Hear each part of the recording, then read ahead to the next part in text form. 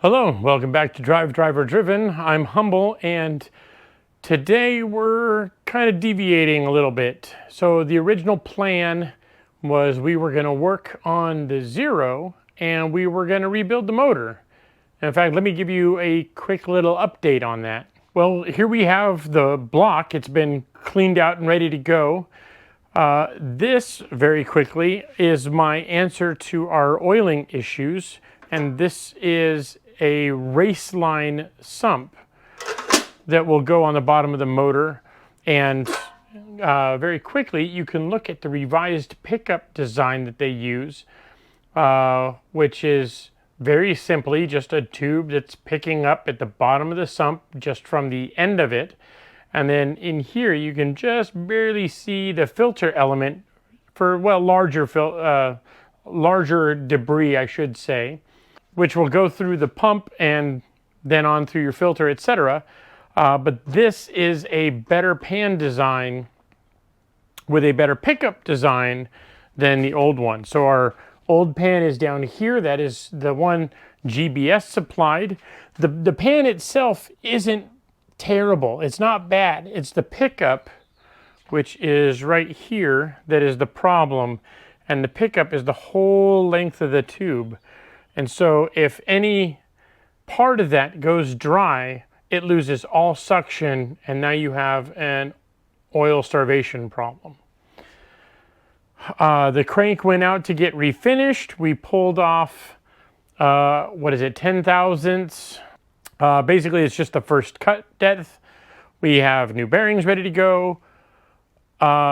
These are the wrong rods, unfortunately. So the old rods are here. These were K1 rods. These are max speeding rods that were supposed to be for this engine, but these are actually for a 2.5. So everything is kind of on hold while we wait for this to get resolved and get the right rods in. So right now the Zero is just kind of in limbo. So that brings us to what we're actually working on today. And as the shirt implies, it's going to be the GT3. It's been a while since I talked about the GT3 on channel. Most of that is because as a stock car goes, the GT3 is actually pretty bulletproof. Everything that you would normally do to one of my other cars is already done on the GT3 from the factory. It already has coilovers. It already has a bunch of performance parts. It's basically a tuned car right from the get-go. That being said, there are still some cosmetic things that I want to do and have started doing, and now I can finally show you. So looking at the GT3, first off, I do want to mention the carbon hood. So this is a non-Porsche hood. This is actually from Apollo. They're up in Washington, and the fit and finish of this hood is amazing. Popping the hood really quick, it is actually all carbon construction, just like the RS or the Y-Sock hoods. It does have the functional vents here that would normally feed a brake duct vent here. And in fact, I have that part here. This is the tray that would normally go there. And the ducts are these guys here, which kind of make an S bend, and they snake down and they feed a vent down into the brakes. Kumo is currently inspecting the frunk, and I think he approves. Are you comfortable in there? Is that a Kumo space? Oh my God, you're so happy with yourself. So apparently Kumo approves. So yeah, I have this piece here. I have the ducts. However, there are a few other minor pieces underneath of this that probably need to change, some tubing or plumbing work that's currently routed right in the middle of the way that I'm still trying to hunt down the correct parts for. And the idea is I want this to be the same as a YSOC or an RS hood with functional ducts and everything down into the wheel wells. Besides the hood, I've also done these Dundon dual dive planes.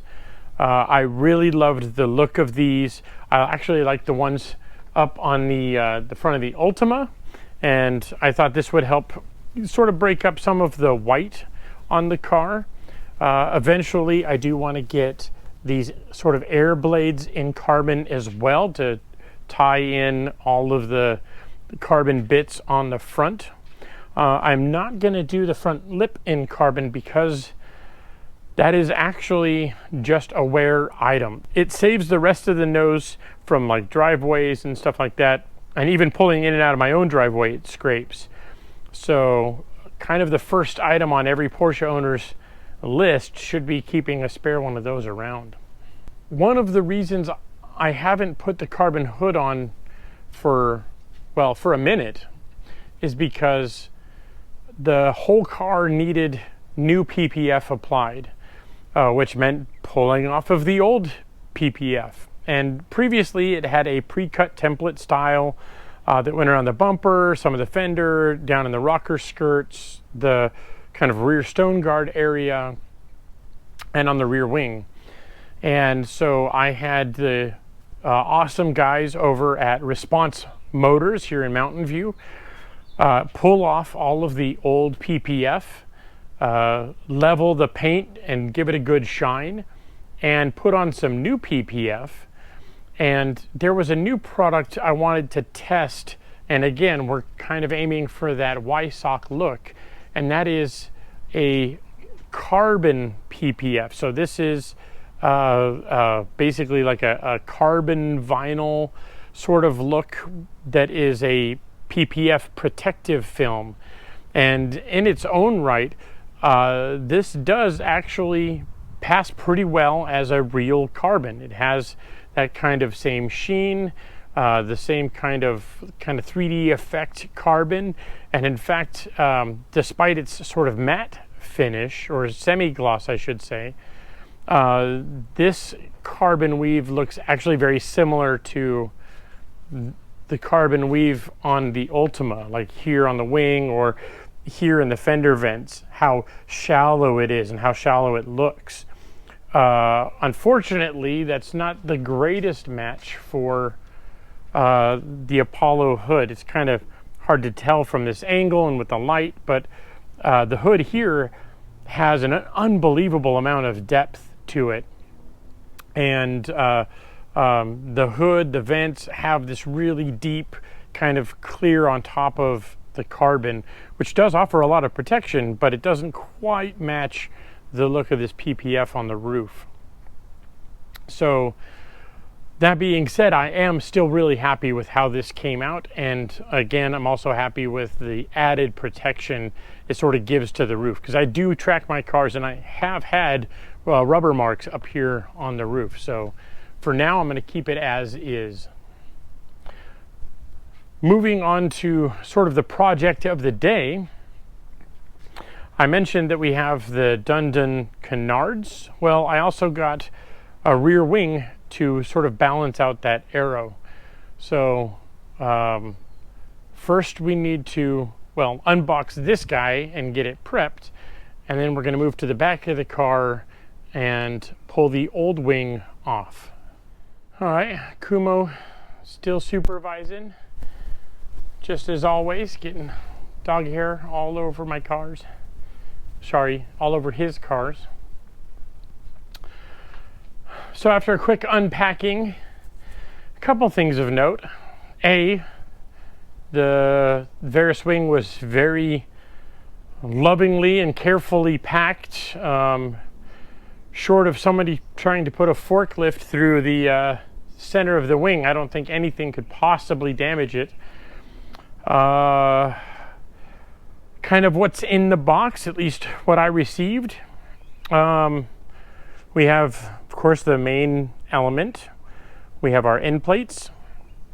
We have what looks like 2 sets of standoffs and I'm trying to make heads or tails of it. It appears that they are different angle of attack maybe, or different heights. Just looking at it, there's a little bit of meat here, whereas this one comes off to a point.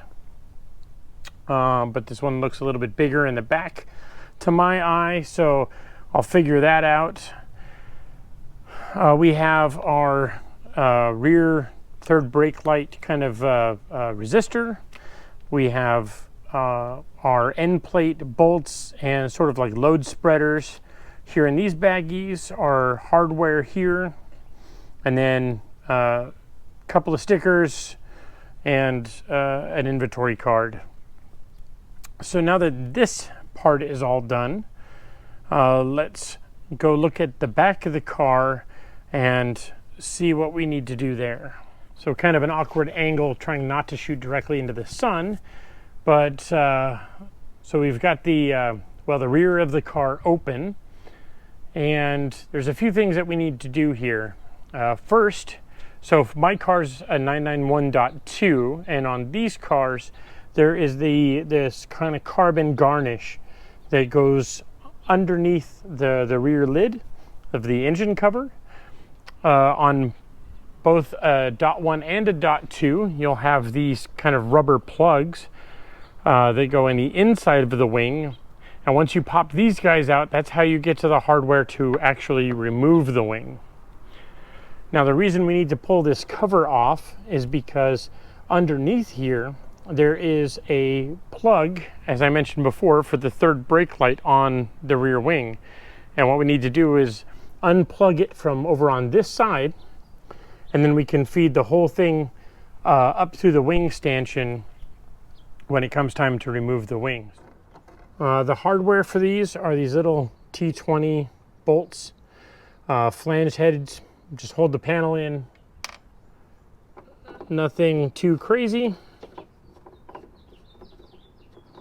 The biggest thing is you want to make sure you do not drop these into the intake or into these cooling fans. And now that I said that, I'm definitely going to drop this right into the cooling ducts. All right, success. We'll just set this out of the way. All right, now what we need to do is remove this duct here. It's got 4 bolts holding it in. And then with this out of the way, we should be able to get to this plug here for the rear light and then feed it a little bit easier around.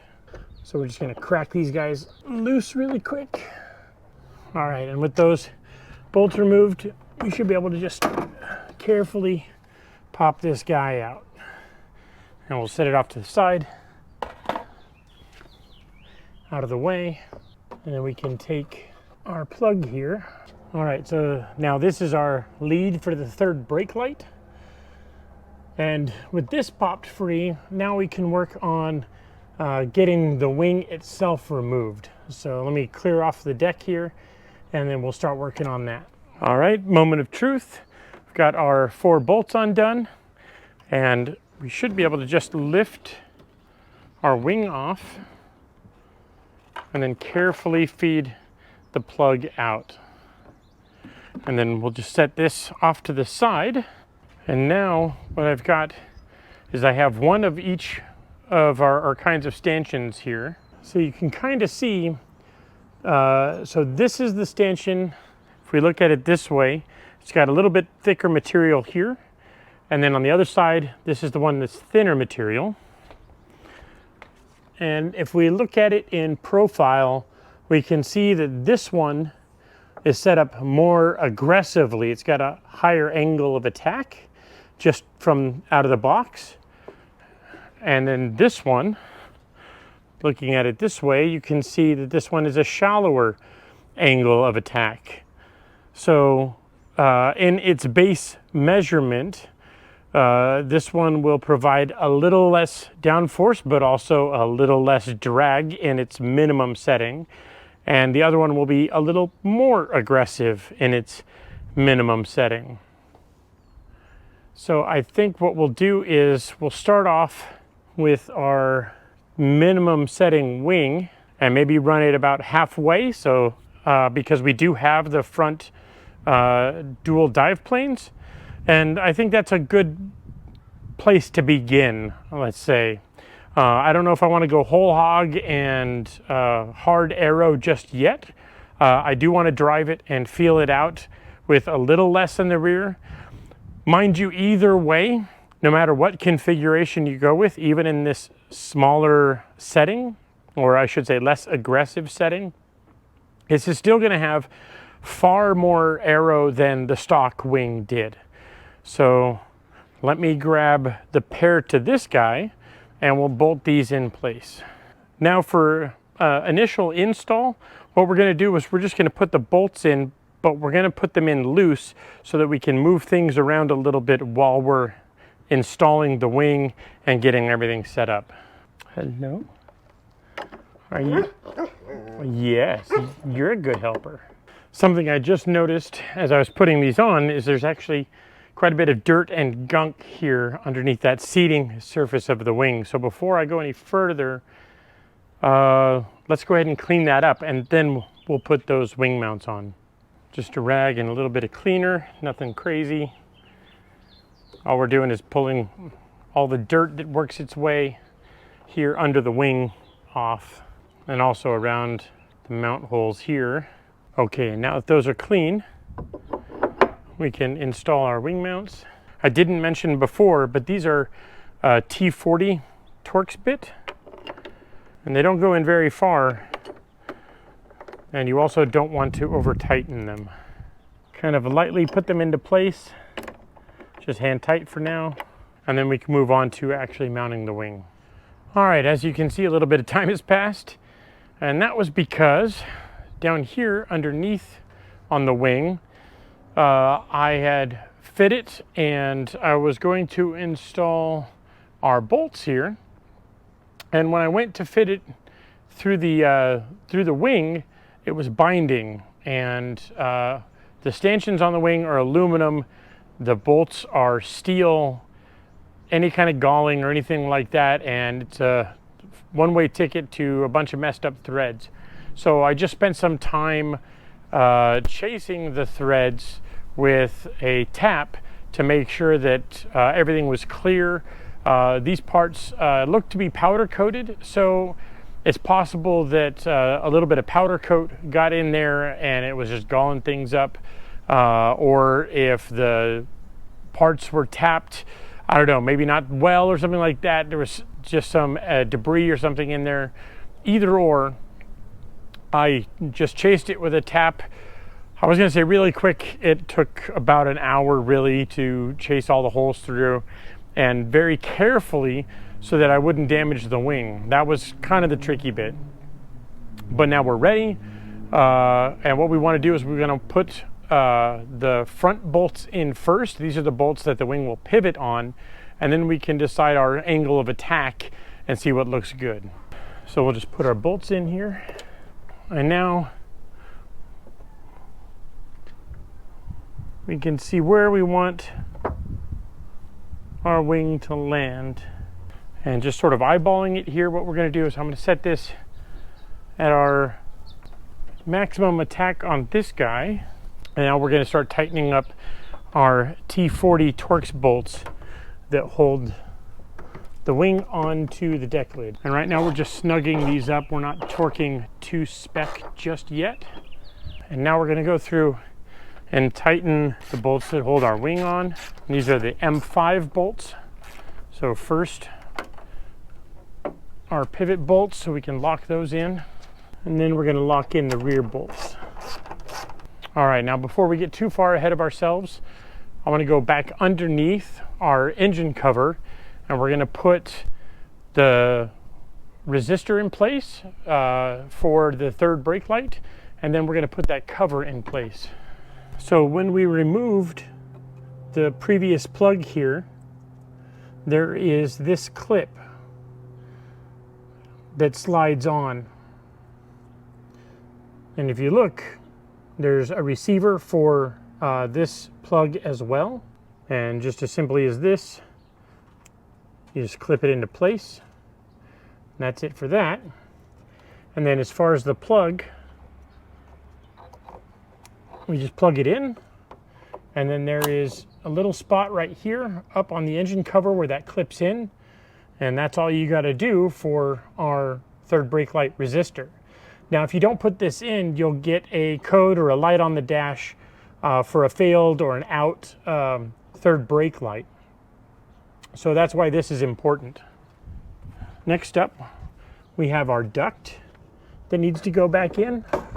And then just like before, we're putting, I believe these are T27 flanged head bolts back in.